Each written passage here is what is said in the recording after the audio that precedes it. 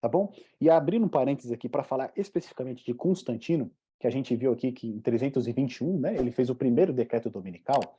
Olha que coisa interessante.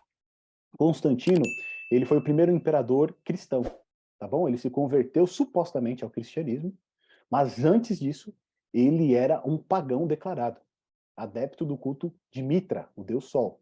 E olha que interessante. O cristianismo cresceu constantemente desde o século I e em 300 depois de Cristo, estima-se que de uma população total de 60 milhões, 3 milhões eram cristãos. Alguns afirmam que Constantino foi inteligente o suficiente para prever os ventos da mudança. No entanto, Constantino pode ter sido pré-programado para algumas de suas crenças. Durante o reinado do imperador Aureliano, o culto ao Sol Invictus, ou o Sol Invencível, foi promovido como seu culto familiar. Esse culto também incorporou conceitos de Júpiter, Apolo e Hélios. O Sol Invictus se fundiu com outro culto militar popular, o de Mitras. Tá certo? Constâncio e seu filho Constantino eram ambos membros do culto do Sol Invictus. Então o que traz aqui pra gente? Que Constantino, que foi supostamente o primeiro imperador cristão, ele que estabeleceu aqui no ano de 321 o primeiro decreto dominical, tá certo? A gente vai ver o que consistia esse decreto dominical.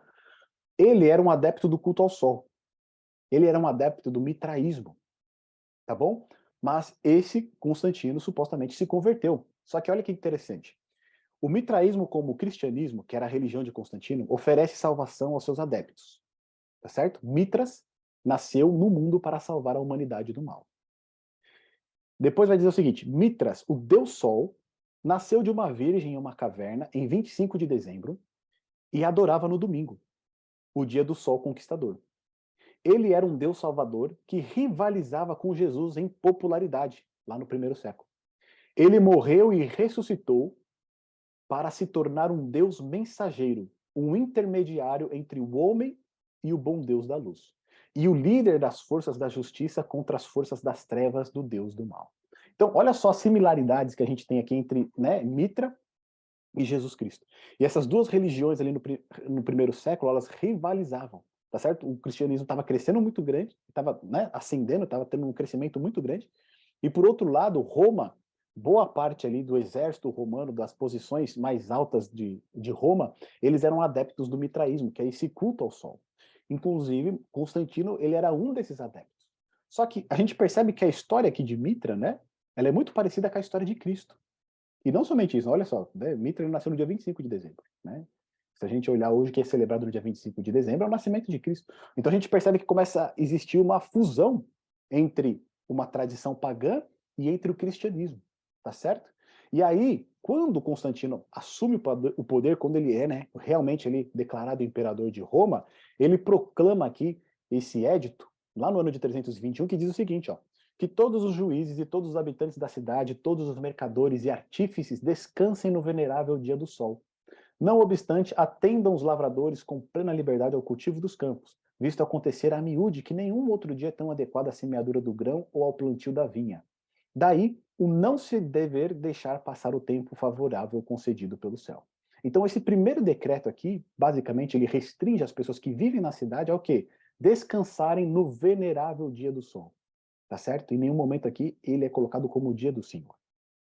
E olha o que diz na sequência. Embora alguns cristãos tenham usado o decreto como apoio à guarda do domingo, lembra que o processo, né, de mudança do sábado para o domingo ele foi um processo gradual. Primeiro colocaram um peso, né, em cima do sábado, tornando um dia de jejum, tornando um dia ali que as pessoas não viam a hora de passar, enquanto isso eles iam exaltando o domingo, como um dia de celebração, um dia de festa. Embora alguns cristãos tenham usado o decreto como apoio ao guarda do domingo, ou seja, eles aproveitam agora esse decreto de Constantino para falar, e tá vendo? Vamos agora então celebrar o domingo. Para tentar solucionar a polêmica de guardar o sábado ou domingo na igreja cristã, na realidade, o decreto não se aplica aos cristãos ou judeus, ou seja, era um decreto para Roma, em geral, para os cidadãos romanos, tá certo? Não está falando aqui de uma questão religiosa. Por uma questão estreitamente relacionada, Eusébio, que foi um dos primeiros historiadores da igreja, ele diz o seguinte: por sorte, não temos nada em comum com a multidão de detestáveis judeus, porque recebemos de nosso Salvador um dia de guarda diferente. Ou seja, olha aqui o preconceito que ele tem com os judeus. tá certo? E a gente começa a entender por que que eles queriam mudar o sábado para o domingo. Ou seja, esses cristãos pagãos, eles queriam o quê? Colocar um peso sobre o sábado e exaltar o quê? O domingo. Então aqui já começa aquela ideia do que nós temos um dia de guarda diferente. Só que em nenhum momento esse dia ele é bíblico e pelo contrário, o que nós vemos é que o domingo ele sempre foi um dia de celebração do sol. Inclusive Constantino, ele era um adorador do sol. Aqui nós temos alguns textos de um livro, né, de uma obra aqui, do Henry Fairband, que é Daniel verso por verso, e diz o seguinte, ó, o Papa é de tão grande dignidade, tão exaltado, que não é um mero homem, mas é como se fosse Deus e o vicário de Deus. O Papa é uma dignidade tão suprema e nobre que, falando apropriadamente, ele não foi colocado em nenhuma classificação de dignidade, mas em vez disso foi colocado acima de todas as classificações de dignidade. O Papa é chamado de Santíssimo porque, presumivelmente, ele o é por direito. Somente o Papa é merecidamente chamado pelo nome de Santíssimo, porque somente ele é o vicário de Cristo, que é a origem e a fonte de toda a santidade. Portanto, o Papa é coroado com a coroa tríplice de Rei do Céu, da Terra e das regiões inferiores. De modo que, se fosse possível que os anjos errassem ou que pudessem pensar de maneira contrária à fé, eles poderiam ser julgados e excomungados pelo Papa. O Papa é como se fosse Deus na Terra, único soberano dos fiéis a Cristo, o maior Rei dos Reis, tendo plenitude de poder. Então é justamente com essas declarações que a gente percebe que esse período de Idade das Trevas coloca o quê? A supremacia papal.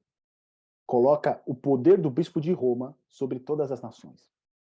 E por mais que muitos papas não expressem essas mesmas palavras que foram declaradas aqui, eles não as negam, tá certo? Por mais que sejam outros falando a respeito, eles não se retratam. Eles falam, não, isso aqui foi ele que falou, eu não tenho nada a ver com isso, eu não acredito que seja dessa maneira. Não. Eles não negam, tá certo? E quando você não nega, você o quê? Está consentindo com isso.